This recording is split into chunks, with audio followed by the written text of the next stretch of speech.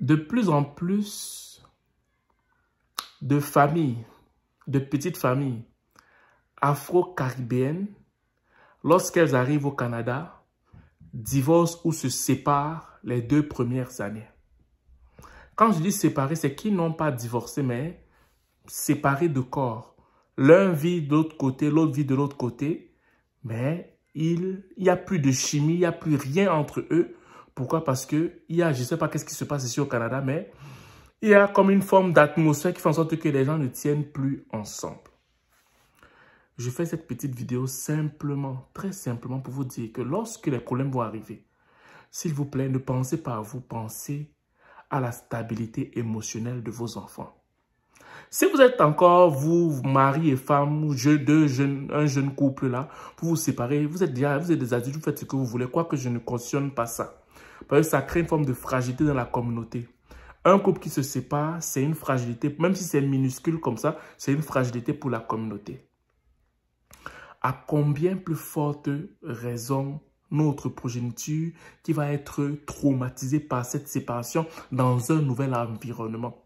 Vous vous imaginez, vous arrivez, les enfants apprennent encore à tâter le terrain et ce qui les brusque, ce qui casse leur morale, c'est le divorce de leurs parents dans un pays qu'ils ne connaissent pas encore. Ou bien, vous ne divorcez pas, vous êtes à la maison, papa crie sur maman. Crie sur maman, maman pleure. Ou maman, parce qu'elle a fait venir papa avec sa famille, parce que je vois beaucoup de ce genre de cas là. Une femme qui fait venir un homme, parce que sa famille est avec elle ici, l'homme là peut-être qu'il n'a pas beaucoup d'études, ok? Ou l'homme peut-être il était pauvre en Afrique, je ne sais pas. La femme avec sa famille martyrise cet homme-là. Martyrise cet homme-là. Mais si tu fais ça, c'est la maladie. Tu ne vas jamais avoir un couple stable. Parce que les cris de cet homme-là vont aller dans tous les couples que tu vas vouloir former.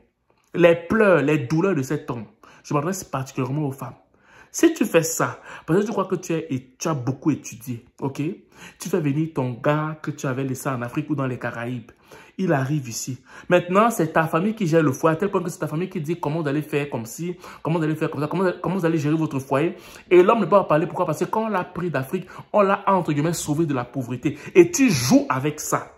Je veux dire que moi, je te dis, tu n'auras jamais de stabilité dans ton foyer. Si tu m'écoutes et tu as fait ça, va rejoindre ton mari. Rebâtissez ça. Quittez le cocon familial que vous avez avec ta famille, là, que vous avez formé au Canada. Ton mari et toi, allez prendre un appartement loin de votre famille et bâtissez votre foyer. Parce que si tu fais ce que tu veux faire là, ce qui va t'arriver, c'est que va avec n'importe qui. Va même avec la personne qui est le plus éduquée que ton mari là. Vous n'aurez jamais de stabilité dans votre foyer. Dans le foyer que vous allez causer. Et ton mari que tu as laissé là, il va avoir une forme de stabilité. Je ferme la parenthèse. Donc, quand vous faites vos choses, là, que vous voulez divorcer, ah, tu ne me plais plus, tu n'aimes plus bien l'homme. Il a trouvé une petite blanche là parce il rêvait trop d'avoir une blanche.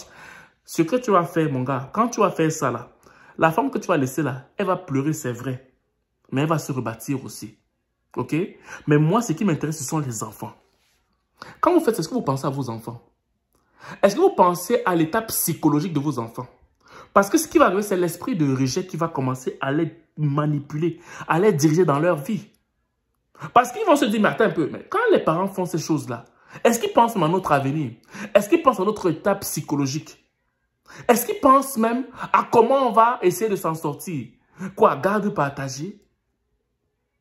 Est-ce qu'on connaît ça en Afrique, l'histoire de garde partagée là? Est-ce qu'on connaît ça dans les Caraïbes? Non, tu vas voir mon enfant une semaine, après tu vas... Est-ce qu'on connaît ça?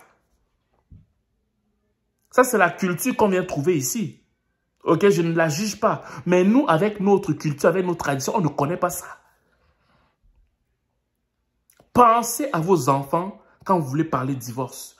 Pensez à vos enfants quand vous voulez parler de divorce. Si vous voulez divorcer, divorcez en Afrique là-bas.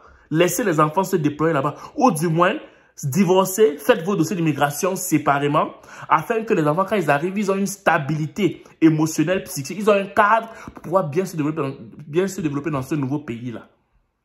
Mais ne venez pas ici, vous divorcez, alors que les enfants ne savent même pas où ils sont. Ils apprennent encore à s'adapter et vous venez apporter encore le divorce dedans. Ce n'est pas un message pour juger. C'est un message pour que vous puissiez vous remettre en question. Vous pensez à 1000 fois avant de penser divorce. Si vous voulez divorcer parce que vous ne vous supportez plus trop là, soyez au moins hypocrite. Faites semblant. Faites semblant. Créez un cadre pour l'enfant. Créez un cadre. Faites quelque chose.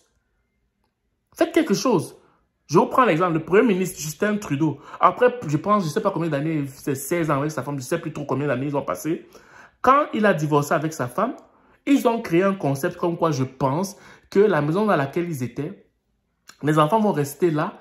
Et je pense que ce sont les grands-parents qui vont rester permanemment là. Et je pense que le premier ministre va venir visiter, il va partir. La maman va visiter, va partir. Mais le cadre psychologique des enfants ont été mis en priorité. J'avais lu cet article-là. Corrigez-moi si ce que je dis est vrai ou faux. Mais je pense que c'était plus dans ce sens-là qu'ils ont essayé de trouver un arrangement pour garder l'équilibre émotionnel des enfants. OK? Donc, quand vous faites vos choses, ne pensez pas seulement à vous que je souffre trop. Pensez à vos enfants. Parce que si vous faites ça, ce sont d'autres personnes. C'est le dehors qui va éduquer vos enfants. Et vous ne savez pas qu'est-ce qui va être mis dans la tête de vos enfants. Raison pour laquelle des fois, des enfants commencent à prendre des décisions bizarres. Tu t'imagines, mais tu as pris ça où? C'est à cause de la façon dont vous vous séparez des fois sans réfléchir aux conséquences que les enfants vont avoir en fait. OK? Donc, c'est cette simple vidéo que je voulais faire aujourd'hui. Sur ce, passez une excellente soirée. Et si tu es au Québec, tu viens d'arriver et que tu veux vraiment avoir une famille qui va te parler de tout ce qui arrive ici, le quotidien, pour que tu puisses avoir une belle intégration. Si tu m'écoutes sur YouTube, enregistre-toi pour la prochaine rencontre le 26 août en virtuel. OK? Si tu es sur YouTube, tu t'enregistres en bas avec le lien d'en bas. Si tu es sur Facebook, le lien d'en haut. Puis après, on va pouvoir discuter ensemble. Et tu vas vraiment être sorti de là mûr. Tu vas là vraiment sortir de là comme vraiment, vraiment enrichi. Et tu vas pas faire les erreurs que nous avons fait quand nous sommes arrivés ici. OK? Ciao.